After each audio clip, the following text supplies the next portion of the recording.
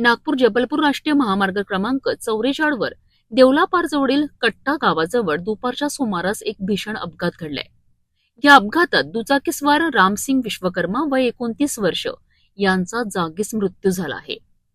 तर त्यांच्यासोबत मागे बसलेले ऋषी कुमरे हे किरकोळ जखमी झाले आहेत. प्राथमिक माहितीनुसार रामसिंग आणि ऋषी हे सिवणीहून नागपूरकडे दुचाकीने प्रवास करीत होते. देवलापार जवळील कट्टा शिवारात पोहोचताच मागून भरधाव येणाऱ्या अज्ञात वाहनाने त्यांच्या दुचाकीला जोरदार धडक दिली आहे. या भीषण धडकेत रामसिंग विश्वकर्मा रस्त्यावर फेकले गेलेत आणि त्यांच्या डोक्याला गंभीर दुखापत झाल्याने त्यांचा घटनास्थळीच मृत्यू झालाय. दरम्यान ऋषी कुमरे हे रस्त्याच्या कडेला पडल्यामुळे त्यांना किरकोळ दुखापत झाली असून त्यांच्यावर उपचार सुरू आहेत. घटनेची माहिती मिळताच देवलापार पोलीस आणि ओरिएंटल टोल प्लाझा खुमारी येथील कर्मचारी तात्काळ घटनास्थळी दाखल झालेत. पोलिसांनी पंचनामा करून मृतदेह उत्तरीय तपासणीकरिता ग्रामीण रुग्णालयात पाठविला आहे.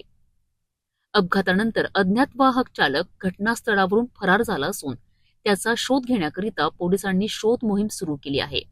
या घटनेमुळे परिसरात हळहळ व्यक्त केली जात आहे. वेग, निष्काळजीपणा आणि नियमांचा अभाव पुन्हा एक जीव गेला आहे. अपघातानंतर फरार झालेल्या चालकाचा शोध पोलीस घेत आहे. आपणही वाहन चालवताना काळजी घ्या, कारण एक चूक जीवावर बेतू शकते.